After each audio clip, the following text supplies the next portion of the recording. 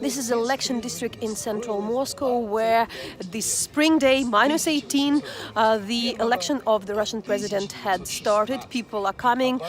Everybody say there is very little alternative to Vladimir Putin. An opposition candidate, Alexei Navalny, hadn't been allowed to register. The Democratic candidate, Ksenia Sobchak, announced that she would create her party with another politician, but there is no almost the independent company which would give some proper polls.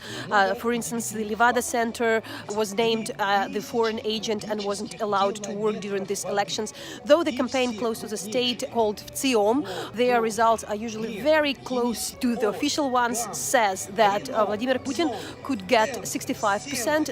Number 2 is Pavel Grudinin, a communist millionaire who is in the spot of the independent and federal media. He's severely criticized by the government television.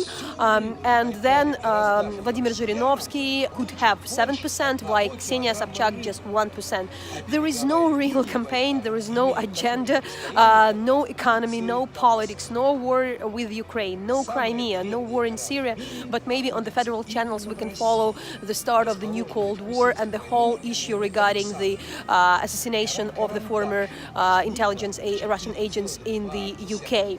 The most important thing is getting the people to the polls, and around the whole country the state companies are trying to get the employees of different plants, different factories, schools to come there to show that people are taking care about these elections.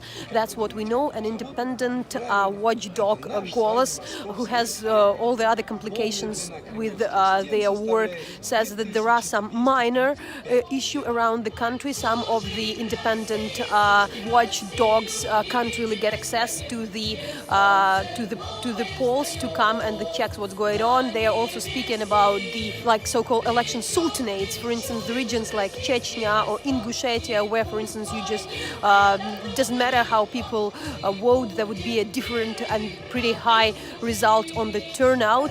The elections are taking place in next Crimea, and they officially and by the international standards should be considered illegal, as the peninsula is annexed. At the same time, what should we know, that in other towns like St. Petersburg, like Novosibirsk and Moscow, there is some level of the transparency, and there are a lot of independent people joining to the commissions. They say that they know there is no alternative to Vladimir Putin, but for them it's important to train the voters, to really work with them, and maybe this positive practice of honest elections would be used during the mayor elections, municipal elections, and all the others. The polls would be closed at 9 p.m. Moscow time. There would be very fast results given. For instance, there is an automatic system here in Moscow, and Alexei Navalny, an opposition candidate who called for the boycott of these elections, would probably make the summary of the election at his YouTube channel. That's how it works today, and his supporters might come to the streets of Moscow, but we don't know about the size, how many of them. There is no yet official call, at least at this moment, while the current president Vladimir Putin is going to come to his victory demo close to the midnight. It would be near the Kremlin. Being there was already the scene where he would give a speech. That's how it's expected, and there are security measures. So follow us, follow Hromadske International. We are there to explain what's going on with these elections.